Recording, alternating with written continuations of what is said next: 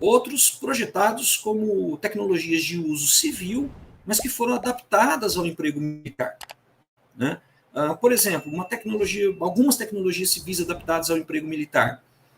Já citei duas, né? O navio a vapor, também usado no transporte de pessoas e cargas, não somente na guerra.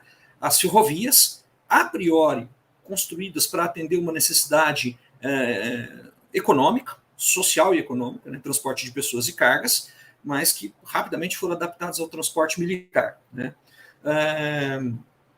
E o telégrafo, né? Poderíamos falar o telégrafo também, né? Para agilizar comunicações, também é um produto do século XIX, da indústria do século XIX, foi criado para facilitar as comunicações, agilizar, principalmente negociações diplomáticas, negociações de cunho econômico, mas também serviu perfeitamente bem para a comunicação militar, né?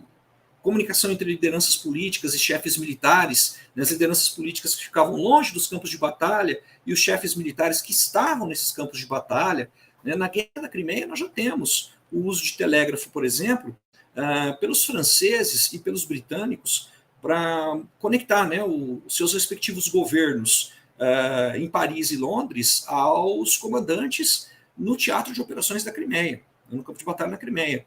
Mas não somente. Existia comunicação telegráfica para aquilo que a gente chama de comunicação tática, né, que é no próprio campo de batalha, dentro do campo de batalha.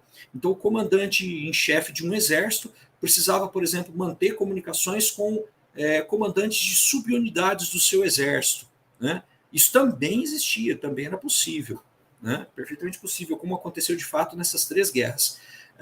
Mas aí tem aquelas tecnologias propriamente militares, né? E assim, dada a escassez do nosso tempo, eu vou me deter em uma que teve presença marcante nas três, já que a gente está buscando as semelhanças. É o armamento raiado. O armamento raiado foi usado pela primeira vez numa guerra convencional, na Guerra da Crimeia. Ele já tinha sido usado pelo exército francês na repressão dentro da França em 1848, repressão à Revolução dentro da França em 1848, mas a primeira vez que ele apareceu num conflito convencional, numa guerra entre governos, né, entre países, é na Guerra da Crimeia. E dali para frente ele tem presença marcante, né, tanto na Guerra Civil Americana quanto na Guerra do Paraguai, né? Em alguns conflitos mais e outros menos, eu costumo dizer que a Guerra Civil Americana foi o que fez mais uso, porque na Guerra Civil Americana os dois lados tinham armamento raiado.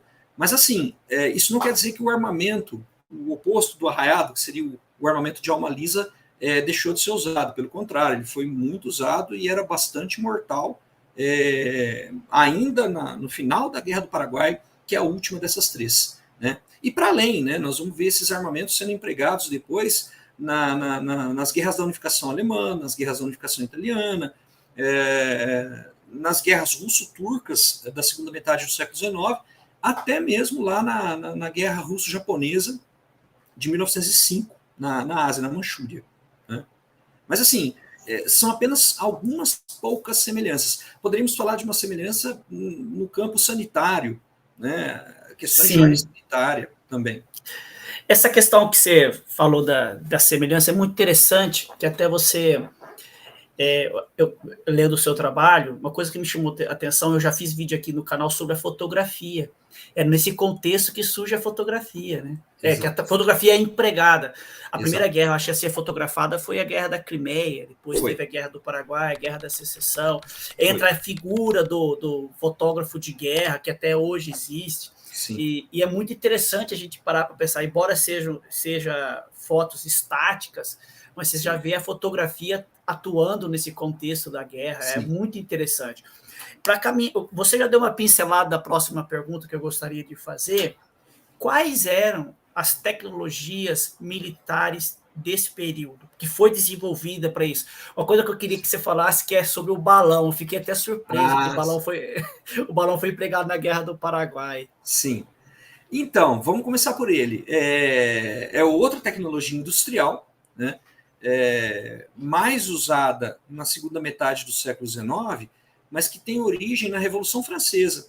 O primeiro uso de balão foi pelos exércitos revolucionários franceses na Batalha de Valmy, em 1792. né? Eram balões de observação mesmo, era para tentar localizar a movimentação das tropas inimigas e assim criar uma vantagem de inteligência, né? Só explicando no jargão militar o que é inteligência: informação, né? O serviço de informações.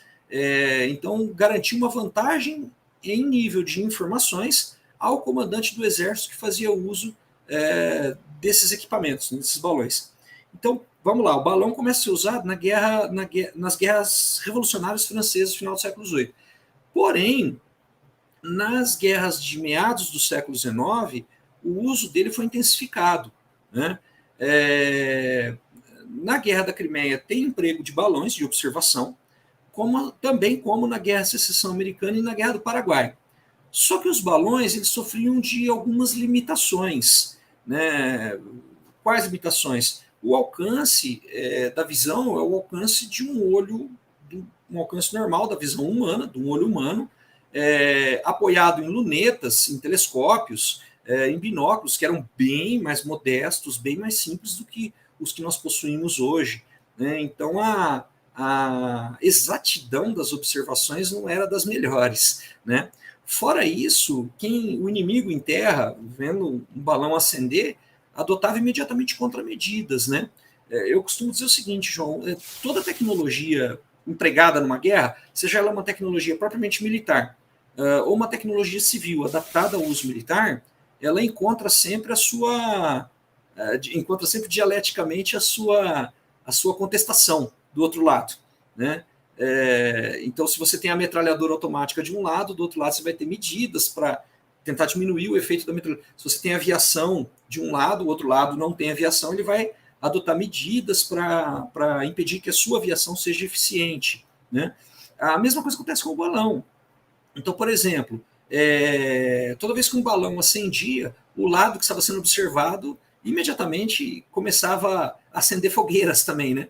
E várias, às vezes milhares de fogueiras, para criar uma névoa artificial para impedir que o inimigo lá de cima observasse, né, o que estava sendo feito, né?